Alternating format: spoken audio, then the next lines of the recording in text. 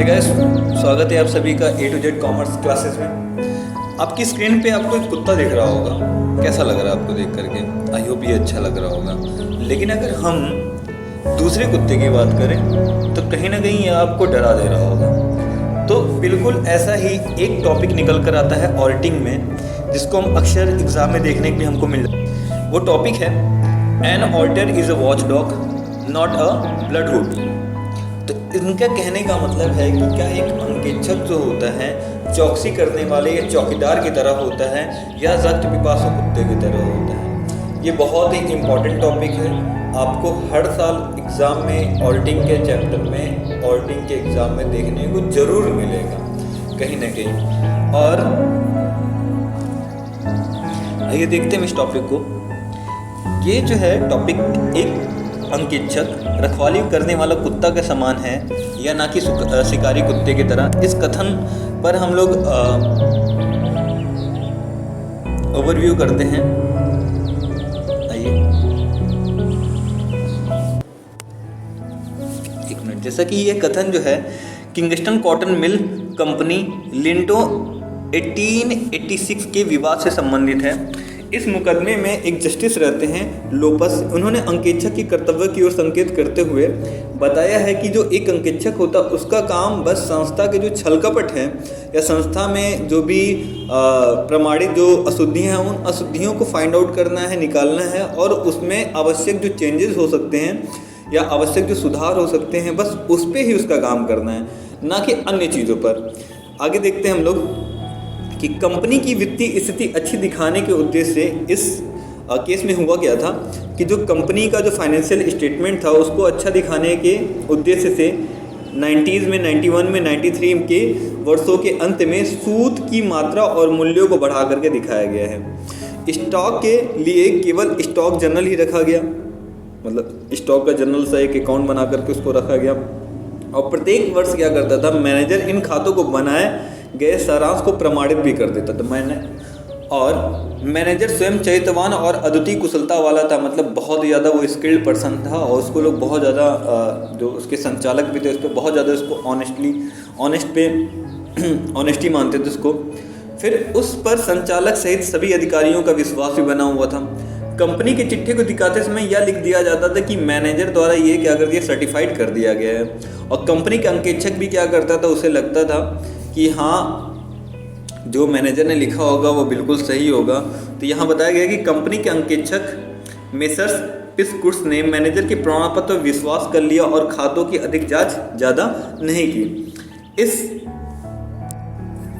इस प्रकार मैनेजर के द्वारा स्टॉक में बढ़ाए हुए जो भी मूल्य लिख करके कंपनी के बढ़ाए हुए मूल्य को कंपनी के लाभों में बनावटी वृद्धि हो गई और लाभांश का भुगतान जो है पूंजी में से होना शुरू हो गया। मतलब जो डिविडेंड जब भी देना होता आपको ऑलरेडी पता है कि जब कंपनी प्रॉफिट में रहती तभी वो डिविडेंड देती, अदरवाइज वो नहीं देती है।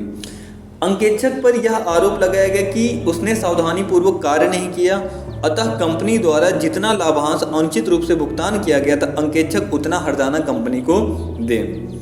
आगे इसी केस में बताया गया कि न्यायाधीश के द्वारा यह निर्णय दिया गया कि स्टॉक का मूल्यांकन करना अंकेक्षक का कर्तव्य नहीं है। इस मामले में अंकेक्षक ने मैनेजर के ऊपर विश्वास किया है क्योंकि यह चरित्रवान व्यक्ति था और संचालक इत्यादि सभी इस व्यक्ति को अपना विश्वास पात्र मानते थे। उनके लिए संदेह की दशा नहीं बना कि स्टॉक की मात्रा एवं मूल्य के संबंध में मैनेजर ने सही सूचना देगा। इस कारण से उसने विश्वास कर लिया। ऐसी संदेहास्पद परिस्थिति में यदि अंकेक्षक कंपनी के किसी भी उत्तरदायित्व का अधिकार का प्रमाण पत्र पर विश्वास कर लेता है तो कदापि लापरवाही के लिए दोषी नहीं होगा। मतलब कहने का मतलब है कि अगर मैनेजर ने सर्टिफाइड कर दिया है तो अंकेक्षक को इस चीज़ के लेकर के उसे मानना पड़ेगा कि हाँ जो मैनेजर ने जो बात कही है वो कहीं ना कहीं सही है। आगे और अंकेक्षक का यह कर्तव्य है कि अपना कार्य करते समय यथोचित सावधानी और चतुराई बरते। यहाँ पे खैर आगे इसी में आया कि एक अंकेक्षक को उसे चौकीदार की तरह काम करना चाहिए। प्रत्येक व्यक्ति पे उसे शक तो नहीं करना चाहिए, लेकिन हाँ जो आवश्यक जानकारियाँ हैं उनको वेरीफाई करना बहुत ही ज़्यादा ज़रूरी है। इसीलिए न्यायाधीश ने आगे चल के न्यायाधीश ने इसी संदर्भ में बोला कि अंकेक्षक पालतू कुत्ते के समान है, ना कि शिकारी कुत्ते की तरह, और कंपनी के इस विश्वास पात्र अधिकारी ने विश्वास करना उसके लिए सर्वथा उचित है। यदि किन्हीं परिस्थितियों में कोई शंका उत्पन्न होती है तो उसे उचित सावधानी और चतुराई का प्रयोग करना चाहिए। अत्यंत सावधानी और चालाकी पूर्वक अंकेक्षक को अपने उत्तरदायी बनाना चाहिए, जबकि ऐसे छलकपट विश्वासकर्मी द्वारा किए गए हैं और संचालक वर्षों तक उसे पकड़ा नहीं जा सकता है। अगर हम बात करें यहाँ पर जो भी गलती किया गया है वो मैनेजर के थ्रू गलती किया गया है, और मैनेजर ऑलरेडी बहुत ही ज़्यादा संस्था के संचालकों के लिए लिबरल था, लाइबल था और ऑनेस्ट भी था, तो इस वजह से लोग उस पर शक तो नहीं कर रहे थे। लेकिन यहाँ पर अंकेक्षक को उसके द्वारा जो प्रमाणित है उस प्रमाणन का क्रॉस चेक जरूर कर लेना चाहिए।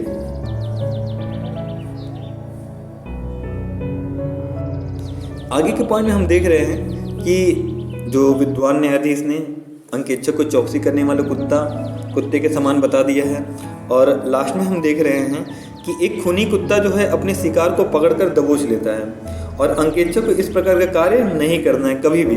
यह अशुद्धि तथा छलकपट का पता लगाए, और जो कर्मचारी इसके लिए जिम्मेदार हैं उनसे किसी प्रकार का द्वेष या घृणा या उसके हृदय में नहीं होना चाहिए। बस उसका काम है कि जो कमियां रहे संस्था में उस कमी को फाइंड आउट करके अपने संचालक मंडल को बता देना है। आई होप आपको पॉइंट समझ में आया होगा। यदि आपको ये वीडियो अच्छा लग रहा है तो अपने दोस्तों के साथ, अपने क्लासमेट के साथ ज़्यादा से ज़्यादा शेयर करिए। Thank you class.